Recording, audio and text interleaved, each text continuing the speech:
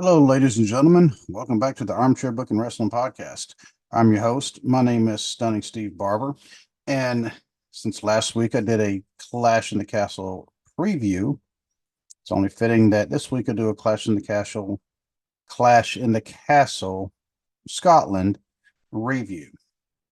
Sorry, apparently I'm also having trouble speaking today. And like I said, I want to go over all the matches, plus I want to hit on some other news that's been happening in the world of wrestling, and got a lot of exciting things that are going on. And I like the way the wrestling business is heading right now. But before we get started on all that, I want to go ahead and give all the contact information for the show. If you'd like to email the show about anything, any topic ideas, if you would like to be a guest, if you're affiliated with wrestling, or if you're a fan, you just let me know which. We'll figure out some reason for you to come onto the show. Just send an email to armchairbookingpodcast@gmail.com. You can find the show on Facebook, Instagram, and TikTok. Just look for Armchair Booking Podcast or Armchair Booking Wrestling Podcast. And you can find the show on Twitter, X @Booking Armchair. You can also find the show on YouTube. If you're watching this, you already know this. By the way, I do apologize for the lighting. Right now, I did have to switch back to the laptop camera again because the camera that I had, the external camera, it started messing up again. So I think, yeah, it's probably just officially done. So I'd rather just not even go back to that one again. And right now, the lighting is actually, oddly enough, it's actually better being in the dark.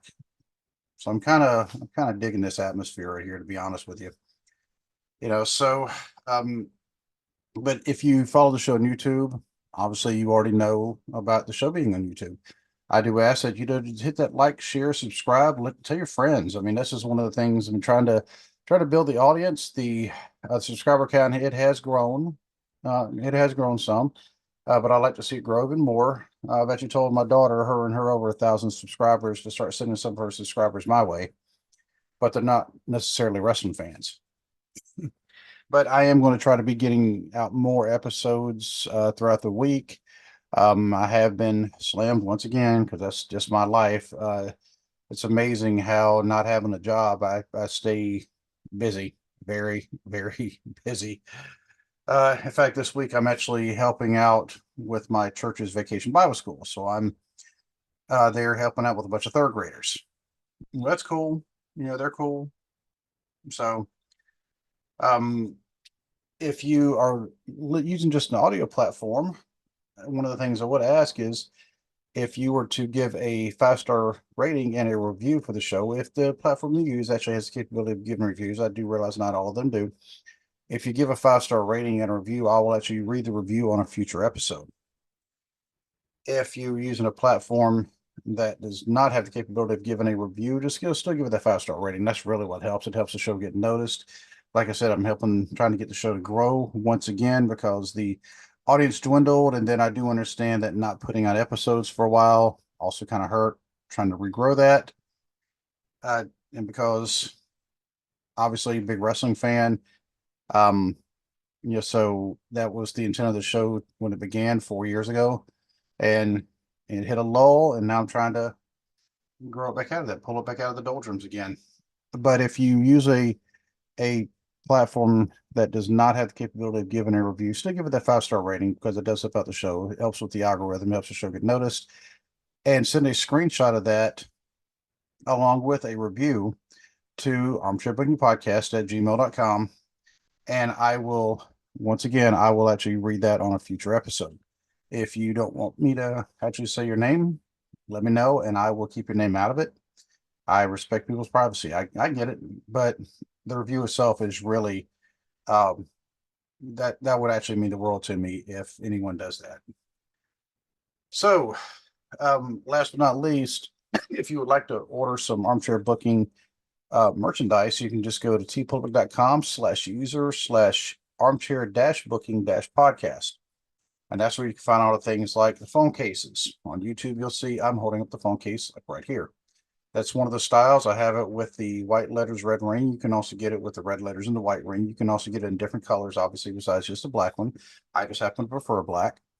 You can also get the t-shirts. You can get hoodies. You can get pillowcases. You can get stickers. Now you can get hats. I still have not ordered my own hat yet, but it's in the works. Promise that I will have a hat here soon. And also, before I start, I'm going to give out some shout outs. Try to do this because I also slacked on that for a few weeks, and then I felt really bad, especially when people shouted me out. But first, give a shout out to Duke from Duke Loves Wrestling. He's got a lot of good things, and I'm actually been in contact with him about some other things going on as well. Man, he's been having some. He just had Bischoff on his show, so the man's got some. He's got some people. Ted the Hillbilly Hill. Well, Ted doesn't really go by Hillbilly Hill anymore, but now he's just Ted's takes on wrestling. He's pretty much video only now on YouTube. He has shorts and he has some other kind of regular length videos, but that are technically, I guess, not shorts. But Ted's still putting on good stuff no matter what. BC Hunter from Wrestling with the Truth, Wrestling with the 80s.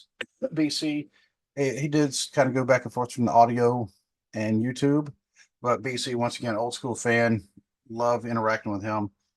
I finished wrestling. The guys there, they have another great show that you can actually see their analytical minds at work because anytime I'm trying to think of something, in a way I can look at a match and I'm thinking, okay, I've looked at every angle. I'll listen to what they have to say and I realize I've forgotten something once again.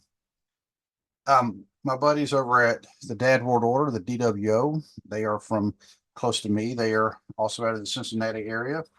Kenny Cummings, who has his own podcast, he runs more than just wrestling, but he's at like every single wrestling show, probably within like a 150-mile radius.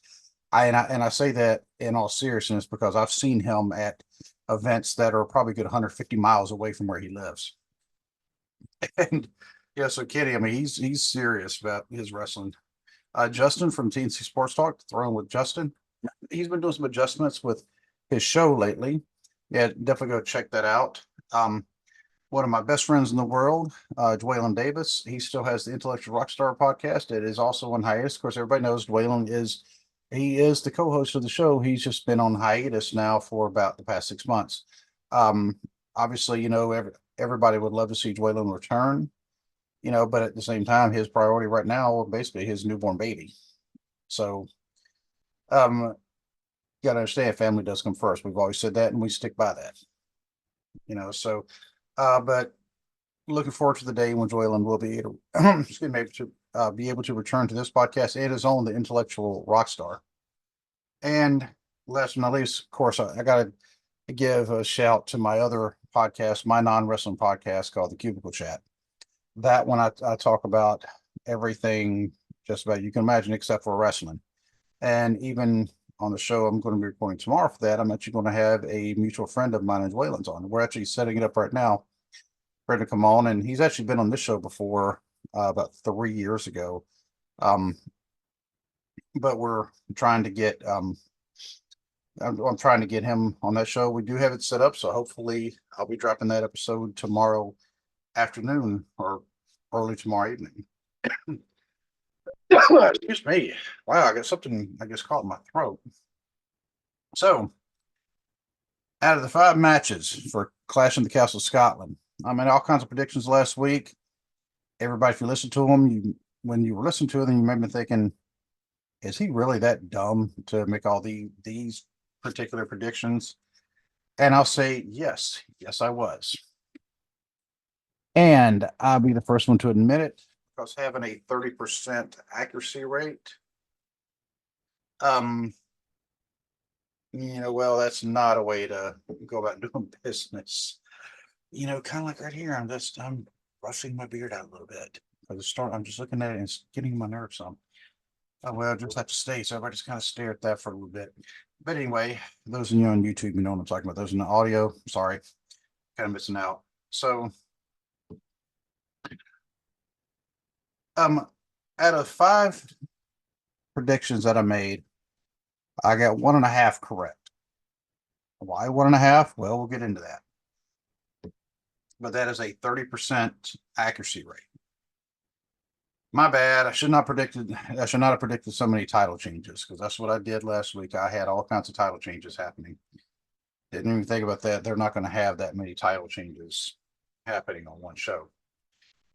But I will say, overall, the show was good. I mean, I did enjoy it. I liked it. I was not able to watch it live because my wife and my son and I were actually at a Celtic Fest that was going on near us, about an hour away from us or so.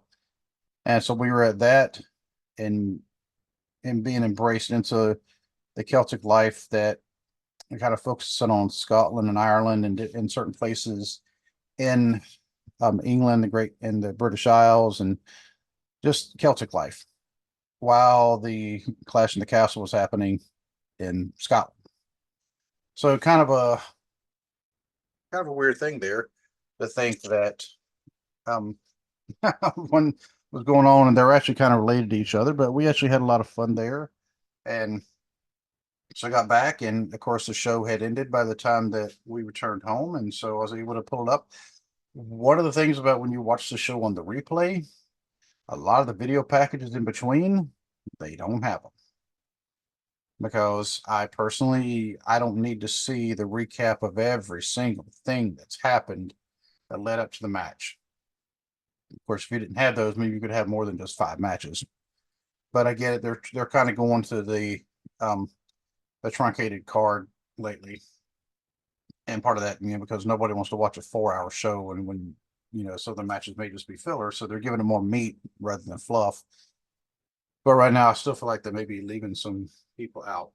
The opening match, Cody and AJ. First of all, it being the opening match, I was a little surprised at.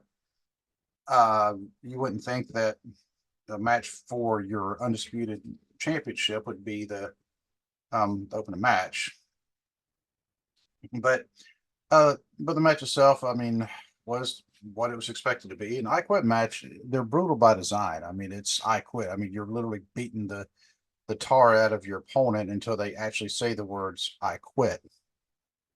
And one of the things, this also showed that both Cody and AJ Styles are both known for being very good technical wrestlers, but they can both brawl. And that was the thing. That's what an I Quit match is going to be. It's going to be a brawl. And yes, you can have some of the technical wrestling because of submission moves, of course. But this right here, I mean, was just going to be brutal, which I prefer. And I will say the handcuffs, they were kind of a nice touch. All of a sudden, you saw AJ pulling out handcuffs. Like, oh, and he had the key right on, which was kind of convenient.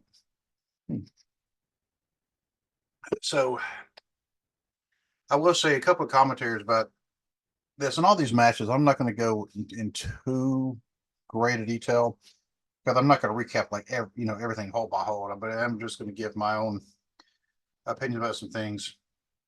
I did like the handcuffs. It's like, all right, you know. At one point though, Cody appeared like he had passed out. Um, isn't that how the I Quit match or the submission match between Bret Hart and Steve Austin ended because Steve Austin passed out? That's the whole point of it. An I Quit match is a submission match. The other person is submitting, but if they can't submit, they're like, well, they can't, he can't say I quit, so we're just going to have to keep going. What? That to me was, I didn't like that part of it. And then the actual ending itself, it just obviously seemed kind of sudden because, of course, AJ is trapped in the corner and Cody's hitting him with things. Then he goes hit him with the steps. That's what AJ said, oh, I quit, I quit, I quit. And it kind of goes against character for AJ. He was worried about getting hit by the steps. And then afterwards, of course, you see Cody in the aisleway, and all of a sudden, Solo Sikoa, who must just he did like a Star Trek, trick where they just kind of beamed him there all of a sudden, and then they attack Cody, and so all right, I guess we know who's the next storyline Cody's going to be involved in.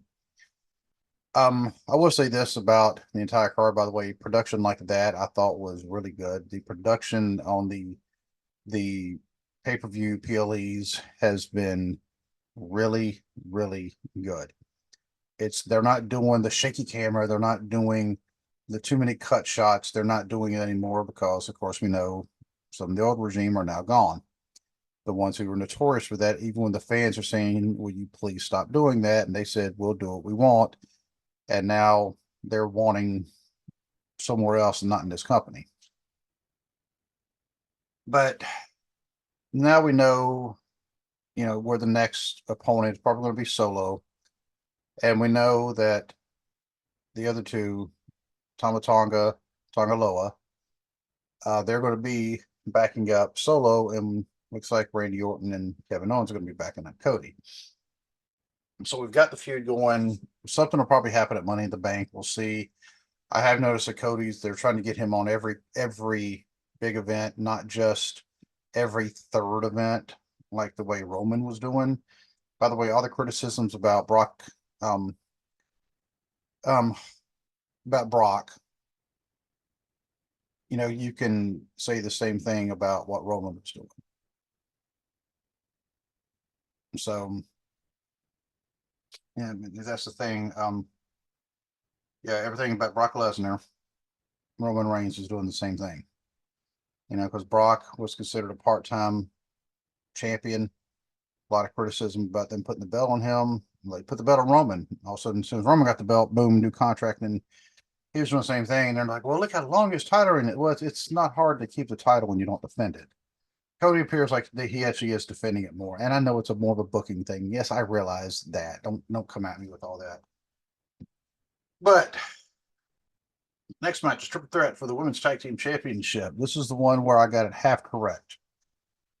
Yes, Bianca and Jade did lose the title. However, they lost it to Unholy Union, Alba Fire, Isla Dawn, instead of Shayna Baszler. And oh my lord, why am I having Starks? I'll just say Starks. There we go. Like I said, I was half right about this. I did like the nice surprise that they did. It was a nice homecoming for them. And and I liked Zoe Stark. The homecoming for them because, and this kind of led into where I really should not have picked the other two. We already know the outcome of those. I knew they were going to have somebody from Scotland was going to win something. I just was not expecting this one because they are the least experienced out of all of them. But it was nice that they did win it, especially Alba Fire, because Alba Fire, I don't know if anybody is aware of this. Her mother was just killed in a car wreck about 3 or 4 weeks ago. So she's still going through the emotion of losing her mother. Her mother and her dad were actually in the States visiting Alba Fire in Florida when they got the wreck. So, so she's battling through a lot of emotions, like for real emotions, and for them to say, okay, it was her mom wasn't able to watch that, but but it was nice that I don't think, I know that's not the only reason they put the title on her, but it was nice to see them actually win that, especially for her. I thought it was interesting how they did the triple threat tag part of it, because sometimes in the triple threat tag matches or the multiple team tag matches, and like I said, we all know how I feel about any multiple person matches anyway. I think they should be elimination matches, but what do I know? But the way they did this one, you could only tag in your partner, so there was going to be 3 women in the ring at all times. So it's better than somebody tagging in somebody that's not their partner, which I never understood that strategy. It makes no sense. You're trying to win the match, you need to be in the ring. So anyway, one of the things that people are talking about, Jade Cargill, her botches. When she went to go come off the top rope and just completely honked it. She slipped. I mean, and it just looked bad. I mean, it looked very, very sloppy. People are coming out defending her now, saying, well, the top rope was loose. They've come out saying, they're saying now the top rope was loose because of a later mishap with Damien. Honestly, I'm not buying it. This was in the second match of the evening. AJ and Dustin were both using, especially AJ. I mean, he uses that top rope. And they're saying, oh, well, it was loose. They would have said something already about it being loose. No, I think Jade just botched it. It's not the first time she's botched it. And I'm not trying to slam Jade Cargill, but I am saying maybe she's not ready for prime time just yet. But I do get, I mean, she has a great look and she is a really, really good wrestler. And she will, as long as she puts forth the effort, she will be. And I don't see her not putting forth the effort. She may have an attitude issue. We'll say that if you listen to shoot interviews with her, yeah, she's definitely got kind of an attitude sometimes. But it just appears like she's not ready. Not only that, but at one point it appeared like she tapped out. Now they're also saying that that was kind of her way of letting, I think it was Shayna had her in this hold and she actually had it too tight where she couldn't breathe. There are other ways to do that. So I'm thinking, I mean, it was just a natural instinct, even if it was that, for her to tap that, to tap her arm. But same time, the camera was right there and it looked like she was tapping out. And maybe the referee may have even seen it, but maybe knew that's not who was supposed to win.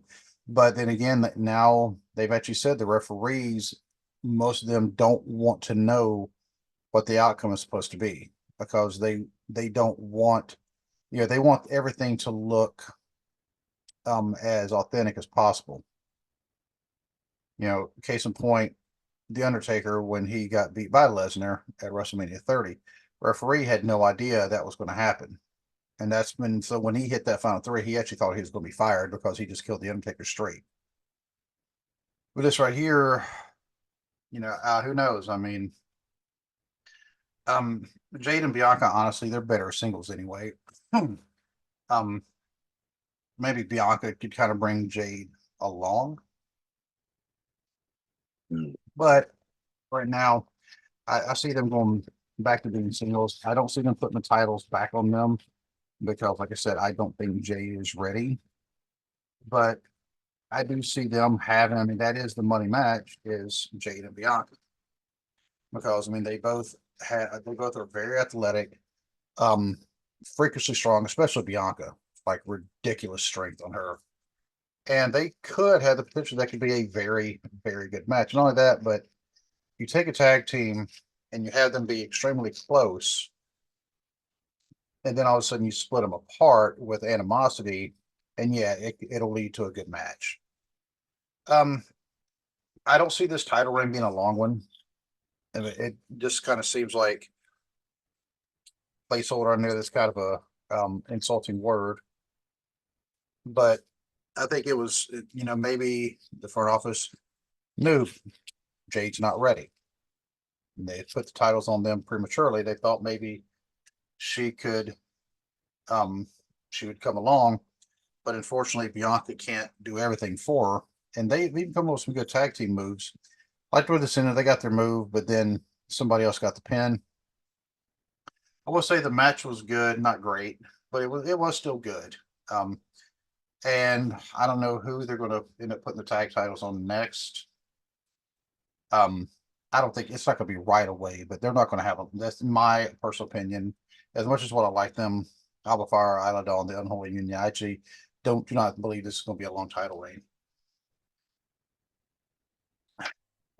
So next one, Sami Zayn over Chad Gable.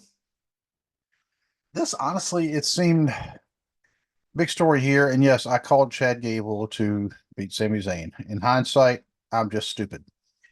And this seemed more of a way to push the breakup of the Alpha Academy because that's where a lot of the focus was. Because of course Otis was outside the ring, and him and um, Maxine Dupree were both out there, and then they had that whole distraction because Chad Gable, for some reason he's doing the ankle lock outside the ring, and then he did a thing where he dove at same thing, but missed and hit Maxine Dupree in her bad leg, and that's when Otis picked her up and carried her back, and Otis is getting back to kind of the lovable Otis when he was with Mandy Rose, who's now doing it's not only fans, it's fans only or whatever she was doing that ended up getting her fired from WWE a couple years ago.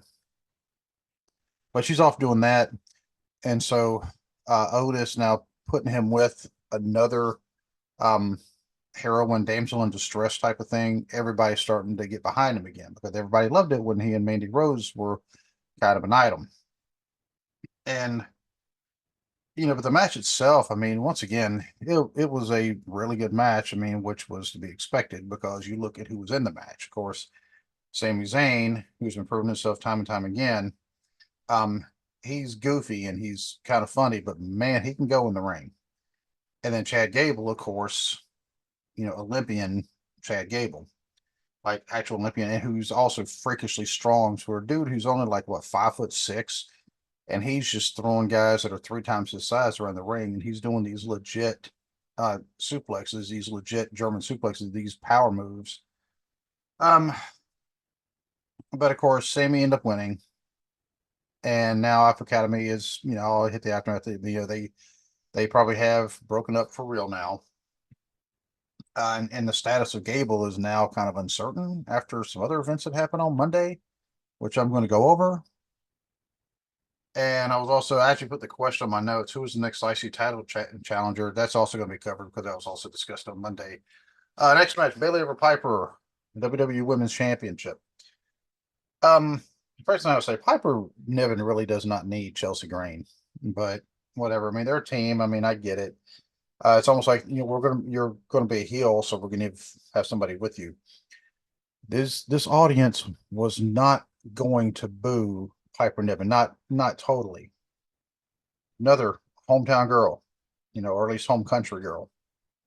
They're not going to boo her. Yes, Bayley had her fans, but Piper's who they came to see. Um, Now I will say this match with Piper, this is the best match I've seen out of her since she came to WWE, even when she was Dewdrop. She's proved, yes, and I had heard several people, and Dwaylen included, say, "Dude, you ought to check out her old matches when she was known as Viper, when she first started wrestling in NXT UK." And oh, I can see it. I mean, and it kind of proves she is a very good wrestler. She can actually go in the ring, and she can give some really good matches. And it may be because look, she's bringing for the Scottish crowd. Her family was out there, her actual family, and since she is being portrayed as a heel, they're not going to necessarily show her going and hugging her family, things like that, because that's a face thing. But she put on. I mean, it was actually a good match. I love Bayley, her that crucifix bomb type move roll up that she does. It actually has a name to it. Um, it's the crucifix driver. It's a cool move, and this is one of the times I will actually disagree with Simon Whistler for What Culture Wrestling when he did his own review of this. He called it the surprise roll up. Now, this wasn't really a surprise. This is an actual move that she does. It wasn't the surprise schoolboy or schoolgirl roll up.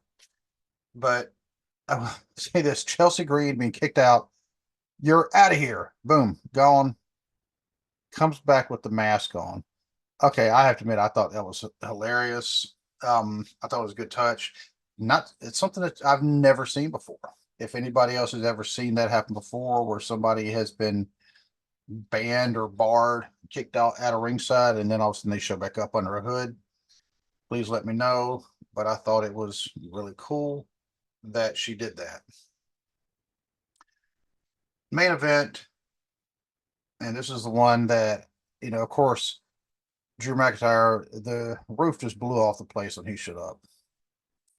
And these were two heels going against each other. It was kind of funny, but like I said, Drew was not going to be a heel. He was going to be the face in this match. And of course, he's with going against Damian Priest for the WWE World Title. And the match itself, I mean, was everything else to be expected. Once again, all these matches, to be honest with you, were to be what was to be expected.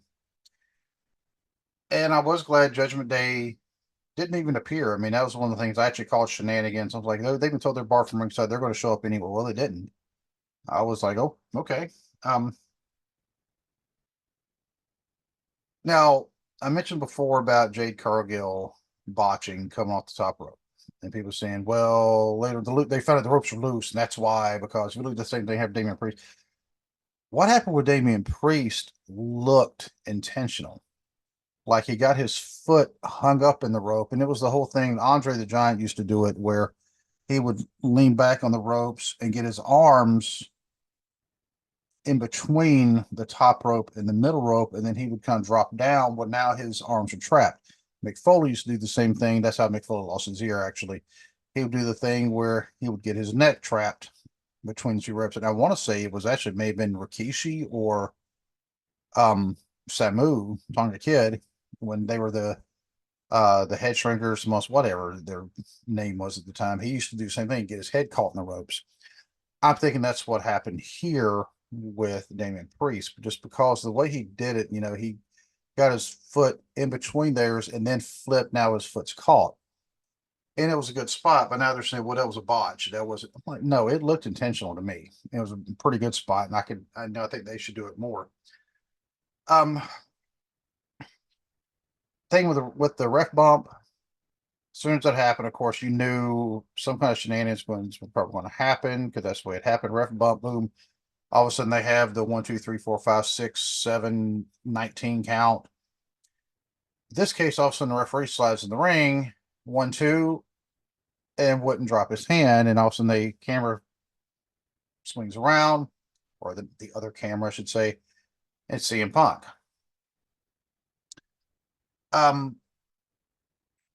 I get CM Punk appearing. I don't get why they had to have him as a referee, because that meant that he was waiting for the other referee to go down. Yes, I realize it's a work. I mean, the referee bumped me. That was part of the match. But come on, aim for being realistic. Why are you going to have CM Punk in a referee's uniform? If anything, make him a special referee for a different match, and then have him. I mean, yeah, I do realize that's more predictable, and yeah, here lately, and this is part of Paul Levesque's booking, they're trying to make it unpredictable. Because, I mean, I can tell you, I've been a wrestling fan for a very long time, and some of the storylines I've seen them over and over and over again, and different things in the ring over and over and over again, to the point where even watching an indie show, sometimes what's going to happen just because you've seen it done so many times. But indie shows, a lot of times, it's the newer fans who've never seen the kind of things. And I get that. And so I don't spoil it for anybody. These are kind of things like when Rescue Randy and I have gone to different shows, different indie shows. We both, oh, okay, we both, and we talk about it amongst just me and him. Like, okay, we kind of know what's going to happen next. And every once in a while we still get caught off guard. But that's the fun thing about watching wrestling. But now the push along thing between Drew and CM Punk. Now Drew came out Monday night and said he's quitting. Boom. Tired of this, I'm quitting. And I will say this just for Justin. Actually, he's been texting me and actually discussing that. And like I said, Brett got screwed over twice. Drew's been screwed over twice.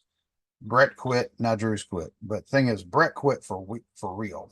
Drew's not quitting for real. According to everything I've read, it's all a work that Drew's quitting.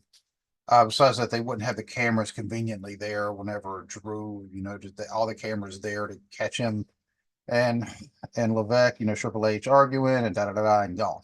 All right. So I think Drew is probably just taking some time away. I mean, heal up, dude. Come back even stronger. I mean, healthier.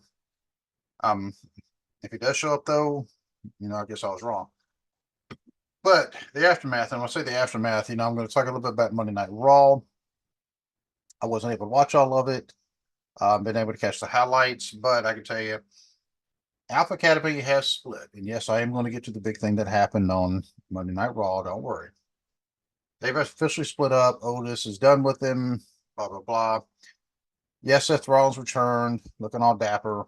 And of course, that's probably going to be Drew's next, or not Drew, but Damian's next opponent, because that's who was going after the title. But Seth lost the title to Drew, who 5 minutes later lost to Damian. But Seth actually had a legit injury, so he was going to be dropping the title anyway. Everybody knew that, and everybody kind of figured that Damian was going to cash in. So that part also, being a wrestling fan as long as I've been, was not a surprise. Still like to watch it, but it was also not a surprise. So, um, Sammy's now being challenged by Sheamus and Braun Breaker. We got two challengers. Cool. The whole thing about Liv Morgan and Dominic and Finn Balor, honestly, who cares?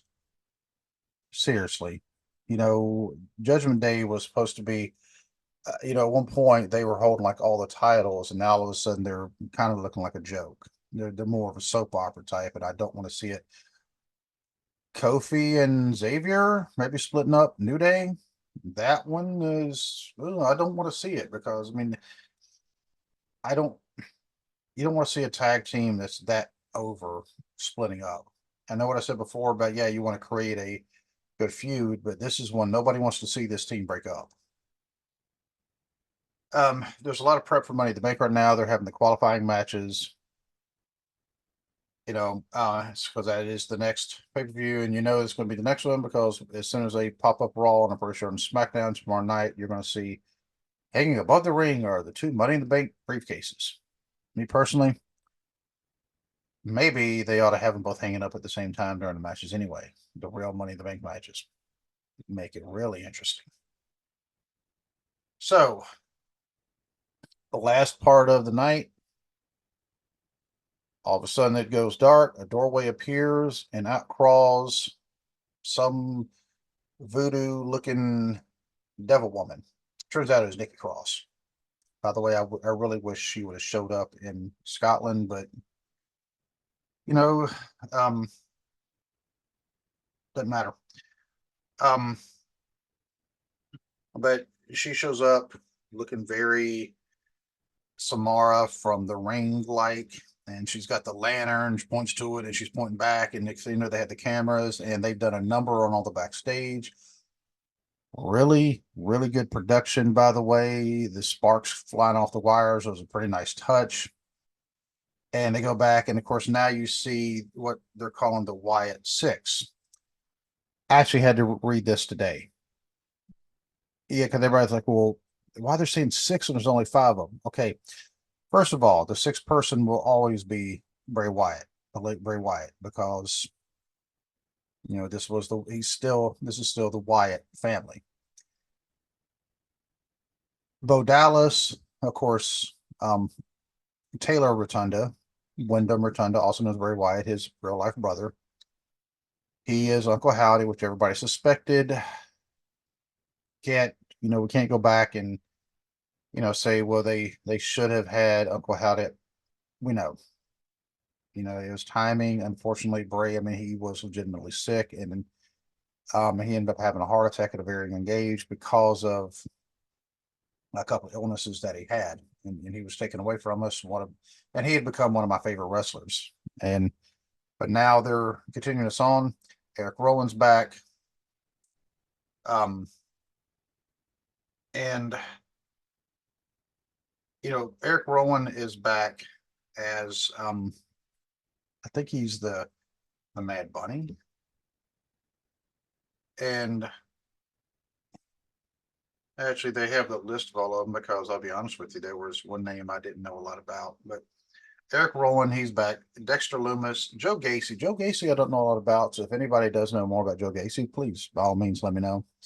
And of course, Nikki Cross. Nikki Cross is going back to the crazy Nikki Cross, which I liked that a lot better than the Nikki Ash, the almost a superhero, where she actually won the women's title and then they got booked horribly. I don't know who was booked worse, her or Liv Morgan when they held the titles. Because both of them were booked pretty badly when they gave them the title. But this is going to be a good one because everybody's been looking forward to this for a very long time. And I think they're going to hopefully hit the ground running. I do kind of wonder Alexa Bliss when she comes back because she's been on maternity leave for a while. If she comes back, actually, because she may not. But if she comes back, hopefully they put her with them as well. Because she and Bray Wyatt, when they were actually very close because they had their characters. I mean, they were a team in the ring. So it would make sense that she become part of it as well. Um, but so glad to see it back, and now we're just going to have to see what they do with them, because that was also kind of a criticism when they brought Bray Wyatt back after he had been let go by WWE, because Vince McMahon never understood his character. They brought him back, and then he had like one or two matches, and that was it. Um, so so that's now what's going on in WWE. A couple other things. Speaking of Scottish people, I saw the headline Wednesday morning, and I had to go check to see if this is true, because another person I said it'd be great if he showed up in Scotland is Joe Hendry. Say his name, he appears. I believe in Joe Hendry. Yeah, I did that. But yeah, Joe Hendry actually showed up at the TNA event. I'm not TNA, but NXT event Tuesday night, and saw something else. Joe Hendry's song, and I'm guessing this is in the UK. Maybe just in Scotland, but definitely in the UK as a um. His song has actually hit the top 40 over the. That to me is pretty cool. And so and now I say his song. I mean, he actually wrote it and he actually sang it and he actually plays the guitar, because Joe Hendry is actually a very accomplished musician. But he's another one of the TNA personnel. They've been making appearances now in NXT. It's not just a, hey, Mickey James, remember her? She used to wrestle WWE and now she's a women's champion. She's a knockouts champion in TNA and now she's making an appearance in the Royal Rumble. That's happened twice now. With the TNA champ, Mickey James, of course. Oh, Mickey James, yay! Ooh, okay. Um, but now they have more, because between Joe Hendry and now you have Jordan Grace. She's now the Knockouts champion. She makes an appearance in NXT as well. So they're having this collaboration with them, which is, I feel, is another positive aspect of Paul Levesque taking over with the booking, because he actually says there's other wrestling companies besides this one, and if we don't acknowledge them and work with them, it's only hurting us, because we're only getting one perspective, we're only getting one way of training, and by not, either not acknowledging the other companies, or having, when somebody from these other companies come here and we just bury them, it does not look good. And so now um TNA and WWE looks like they have some kind of partnership going. I don't know details. I haven't seen details, but obviously there's something going on, which also means look for the Hardy Boys to return to WWE at some point before they finally call it a day. And I don't see that happening. Well, I don't see that being too long before that happens. Them actually finally, only because both of them, especially Jeff, are just beat up like really badly, and they don't have anything else to prove to anybody. They both earned their spots in the Hall of Fame for whatever company they've been in. They both been through some rough patches, and they both come out good. So I'd like to see them come back, and also because Sandhills, Moore County, y'all know what I'm talking about. Last thing, Northern Wrestling Federation, the Fan Fest, the Summer Sizzler, happened on August 17th at the Florence Y'all Stadium in Florence, Kentucky. Just from talking with some people, expect some interviews with some NWF personnel here soon. I'm looking forward to that. And from what I understand, it'll actually be newcomers to the show. That's the goal, is to have people who've never been on the show before. And I've actually listed some ones that I have in mind. I'm not going to say any names, because until they come on the show, they're not on the show. But I do have some names that I've already um, thrown towards the powers that be that actually make those decisions. So let's see how all that plays out. Just something to look forward to for everybody involved. So, and that is really, it's all I have for now. I said, hopefully, the shows, and I know I keep saying this, but and then things keep happening. I don't know how to keep things from happening. It's just a matter of when they come, taking care of them. That's all we can do. But I just hope everybody enjoys this show. Like I said, if you're on YouTube, hit like, share, subscribe. If you're audio only, tell your friends about it. If you'd love to sponsor the show, definitely. That's something I'm always open to. Just send an email to armchairbookingpodcast@gmail.com. But until we can actually meet again, my friends, hopefully, at least one show next week, hopefully more, but we'll have to see. But until we can actually speak again, such a good day. God bless.